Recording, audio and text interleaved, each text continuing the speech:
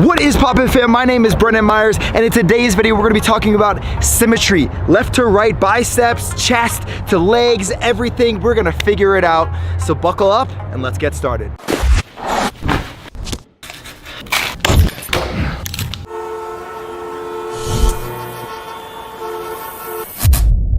So when we talk about symmetry, first of all, I'm gonna give you an example. I've done a video of this a long time ago about how to make one side look the same as the other. First, here, let me just show you mine. Look at this bicep insertion here, and look at the bicep insertion here. This might mean a different origin or the way it's structured on my bones, whatever. It might be a little bit different. That's okay. No, I've never torn my bicep, but to someone that is really well versed in strength and conditioning or exercise physiology, they might say, oh, you must have torn something. But that's not the truth. The truth is my body's just developed over time this way. And many times it comes from habits when we were younger. And if you are young, if you are in your teenage years or even your early 20s, you have an opportunity right now to even change those habits, which will then affect your musculature and the way it looks. And that's the truth. So you ever seen winging where one scap's maybe a little bit wider or a little bit upward rotation and one scap's here? I'm talking about your back, right? Well, a lot of this stuff comes down to posture and how are you standing? How are you sitting? How are you sleeping? All these different things take a huge part in your musculature, your body, right? Look at my legs. My legs are pretty symmetrical, right? But actually, one leg is that much longer than the other. And I found this out by my mom about two years ago. I almost ran into a wall, to be honest. I was so pissed. No, I'm kidding. But the way you got to approach it is, I'm gonna give you some tips here, okay? Number one, if one side of your body is bigger than the other and you're a little bit younger, look at your posture. So number one, look at your posture. Look at the screen, you see posture. Number two, you wanna focus on how you're sleeping. That's part of number two. And then also how you're sitting. So everything is gonna be a neutral spine. You wanna try and keep your chin suspended here, your neck suspended, and making sure that your back's not like this. It's not overarching here. I'm not gonna use any science terms because half of you might not even understand it. So you don't want your back to be arching. And also when you're training, number three, how are you working out? Are you doing movements when you're doing pull-ups? Are you like this? Or are you staying tight with your core and pulling correctly?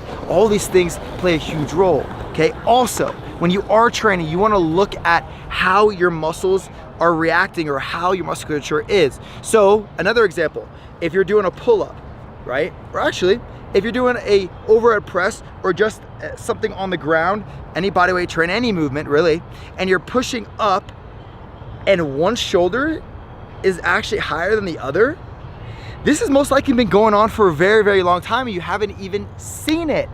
The reason being is because it's just natural to you. And what you're really doing, there's musculature that's actually overcompensating. Maybe you hurt your shoulder a long time ago. Maybe you hurt the other shoulder a long time ago. Maybe your hip. Maybe you tore your hip flexor or you pulled your hamstring at one point. This has everything to do with the symmetry of your body. Also, if you are teenage, younger 20s, and you see, actually anybody, and you see that one muscle is a lot bigger than the other, and I'm talking about like a substantial difference, right?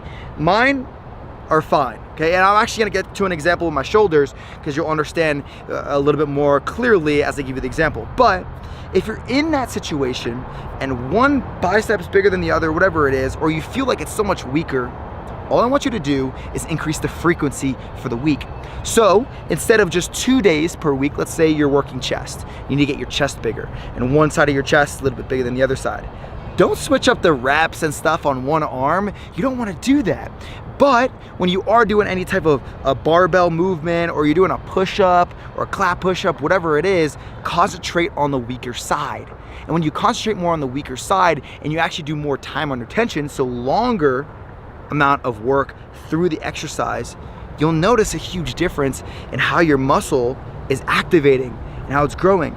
And a lot of the times, the muscle that's weaker or smaller isn't activating because of another injury or a long time injury or something that you haven't been taking care of for the longest time. Surprisingly, my hip flexor has had a lot to do with my left shoulder. And when I healed my hip flexor, my shoulder got a lot better.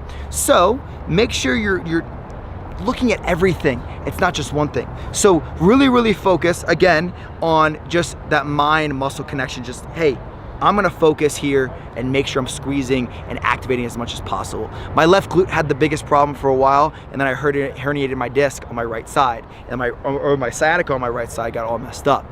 These things have a lot of common occurrences just because this is life. This is the anatomy of the body. This is the exercise physiology of the body.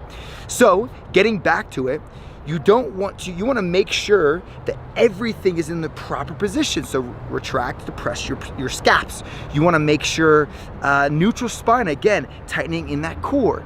Maybe one foot is coming off the ground a little bit more than the other. That will actually have an effect on your bench while you're benching. So keep that in mind. Frequency, 3 times a week.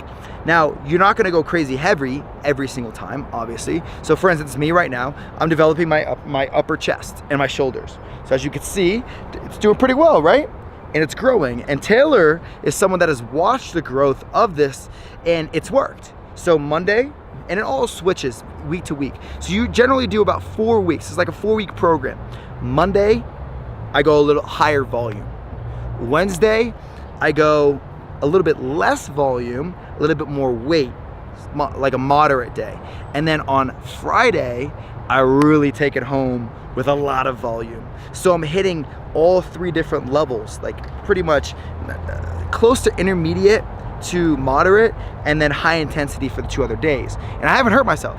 I mean, I've been training for quite some time now for this prep, October 5th. So increase that frequency. You can also look at your rest periods in between sets. So my left shoulder is the one that I tore in 4 different places. It took me a long time to rehab. And surprisingly, it's still a little bit weaker than my right, but it's gotten stronger over time. If you see, probably like 3 or 4 weeks ago, I did a workout session, and I was doing overhead press with dumbbells, actually like 6 weeks ago. And I was going, and it was a high volume day. And what I started to realize is that my left shoulder was so fatigued towards the end of my training. So what did I do? I lowered the weight a little bit, and I made sure I got the same reps in on each side, dumbbells. And I went to the dumbbells, and that's another clue or another piece of advice for you to gain some more symmetry from right to left is try a lot of dumbbell movements and controlled movements. A lot of the times when your core is really weak, your other muscles can't even grow as much. Also, a lot of the times when you're not working as much on your legs, the other muscles in your body aren't able to gain as much muscle as you would like them to. It all comes down to growth hormone, it comes to testosterone. There's so many different things. The recruitment involved in leg days is pivotal to your training for upper body. Someone on my Instagram was just mentioning to me, hey Brendan, why are you doing legs twice a week? That doesn't make any sense. You're doing men's physique, you don't need legs. Wrong. The reason why I've grown so much is because I've incorporated legs again. It recruits a lot more. It's a lot more energy output. What happens when ATP output is through the roof? You know, creatine is a huge involvement in that. It increases ATP output. So during your workouts, you can actually train harder for a longer period of time. So actually I'm conditioning my body. I'm conditioning my upper body to be able to push more weight or pull more weight. So that frequency is super important because you're also conditioning your muscles. And this is one of the main things that I'm going to say is that if your muscles are not conditioned, a lot of the times it's going to translate to how big they're going to get. That's why when you look at proper training programs, they involve muscular endurance, they involve hypertrophy training, which is building size, and then also strength and power. And when they don't incorporate all these different things, you see it in the results. You take one test subject, you take another test subject, and one person has imbalances, the other person has imbalances, and one person is just focusing on hypertrophy training and strength training, and then the other person is focusing on all 3 styles of training. Guess what? If you have the muscular endurance, what do you think is going to happen if you're pushing more weight for 8 to 12 reps for hypertrophy? It's going to be, you're going to be stronger.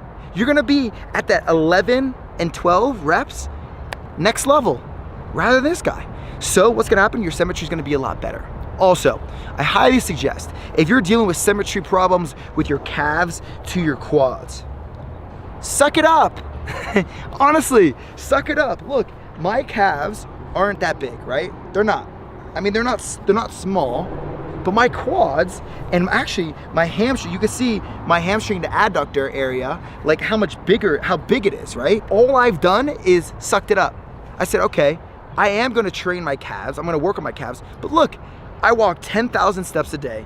I do cardio on the stair stepper. I sprint, I jump, I do plyos, I do a lot of legs. Like, my calves, they've always been what they've been. Maybe they got a little bit bigger, but that's pretty much it. The way I look at it is, okay, it is what it is. And many of us, in times like that, even with my bicep, I have to say it is what it is.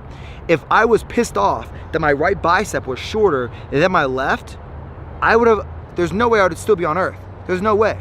Because I would have drove myself absolutely insane. My mind would be elsewhere. But the truth is, this can never be different. Even my abs, they're a little bit different, right? I have one side that you could see a little bit more of my abs, right? Even my lat spread, it's a little bit different. But that's why you can manipulate the way people see things, right? So keep all these different things in mind. Increase your frequency, get your rest, great posture. You don't want injuries. A lot of the times, these things can actually lead to injuries if you don't fix them or if you don't work towards them. And it's not gonna come easy. Consistency and dedication.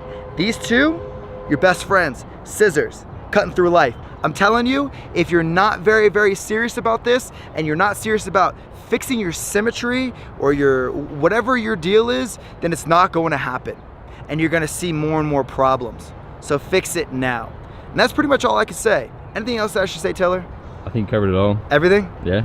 So, first of all, don't worry so much if it's something that is just like your musculature, like that's how it is. Number two, just to summarize, make sure you're hitting that frequency. Especially if you want to get your legs bigger or whatever, it takes time. It takes a lot of time. You know, some people, it takes 10 years to finally build the mass that they've been wanting. Other people, it takes 2 years that they've been wanting. You know, your metabolism might be crazy, crazy high. My metabolism is great. It truly is. I have great genetics. At the same time, I train my ass off. He can attest to it. He watches me every morning, 6 a.m. Every morning. So it's all about your focus and really focusing on that muscle. And that's another thing. Focus on your muscle as you're moving. All right. So thanks for tuning in for another video. I really am enjoying these type of videos. You enjoying them? Yeah, they're super fun. I get to spread my knowledge of exercise physiology. I will say this. You can build symmetry with weights and with bodyweight training. And I don't want you to misconstrue anything that I've said in this. Is misconstrued a fucking word? I don't even know. Yeah. I don't want you to miss what I'm saying. That's all I'm saying. When you're doing any bodyweight movements, it's just, again, it's mind-muscle connection. If you feel like one side's more activated than the other, focus more on that right side that you need to be working. And it's going to work. I promise you. It will work. We're not destined to have just every muscle in our body be completely different. It'll come. Just like trust the process, trust what you're doing, and it'll be all good. It's all good right here, you see? It's all good. Anyways, thanks for tuning in for another video. If you have any other questions, any videos you would like me to touch on, discuss, whatever, comment down below. Really appreciate you. Remember, if you haven't subscribed, you probably should, because we do come out with podcasts. We have all this stuff happening. CreateU Nutrition, July 30th, bada bing, bada boom. Like, come on guys, come on. Join the fam, keep on rolling, keep on grinding. Also the podcast every Tuesday and Friday. Quick Time Fridays are actually one of my most fun days ever, because I talk shit and I get to say whatever the hell I want on a podcast. I'm a mountain goat, they call me. I had actually yak today. You ate the yak? Yeah, I ate the yak. How was it? It was freaking yak. Did it taste like? It's great. It's great. So thanks for tuning in. I'll see you next time. Peace. All the choices you made, did you make them again?